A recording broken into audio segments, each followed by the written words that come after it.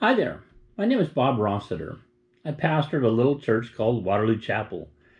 As an under shepherd for my Lord, I'm responsible for watching current trends and warn of those which deviate from absolute truth.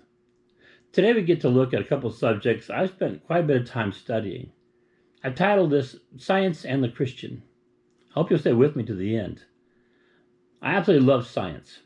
My favorites are astronomy and geology. In most days of my 63 years of life, I have read, studied, or researched these two facets of science. I don't get into biology as much, but many of its intricacies have still put me in awe.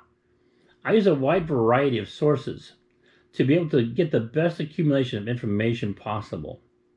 Something that intrigues me is that there are certain laws within the sciences that are considered absolutely true, while others only work within certain parameters. There are also some beliefs that are unproven and could be totally false. I feel the scientific statements based on observable and repeatable events are well established. However, much of the science that gets declared today is based on supposition and guesswork. Part of the reason that science sometimes can't come up with a solid solution is because it can't detect or measure some of the portions of a particular event.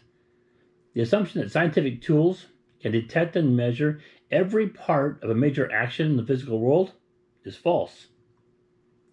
In addition to the physical realm that we can observe with our senses, there's also a spiritual one inhabiting the same space. The problem with science is that it can't detect or measure the amount of force that this spiritual realm imposes on the physical. This isn't a problem when the spiritual has little or no action on the physical. But there are times when the actions between them are major events.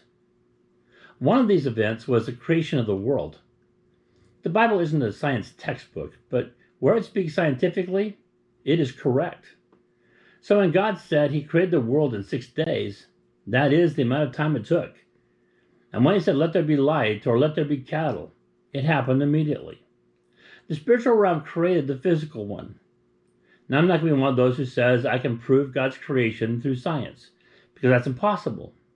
Science can't prove what it can't detect and measure.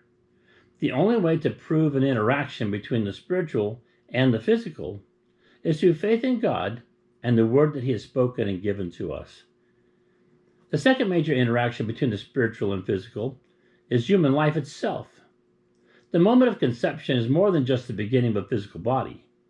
According to Psalm 139, God himself is at work inside those cells which are dividing and multiplying. He fashions within those cells a soul, which is the actual person. You and I are souls, living in a temporary tent that we call a body.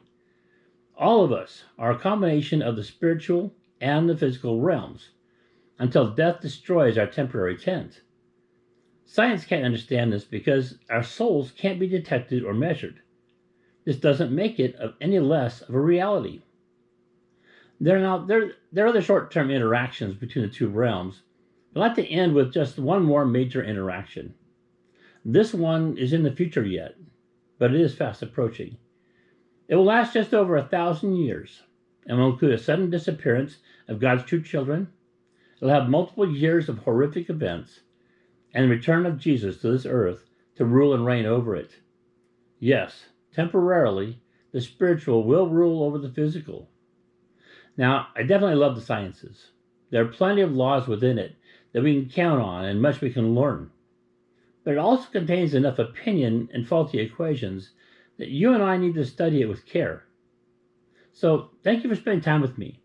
I hope and pray that you'll study this with an open mind. And I encourage you to open up your Bible as well as your science text and see what God has to say to you. Thank you, and God bless you.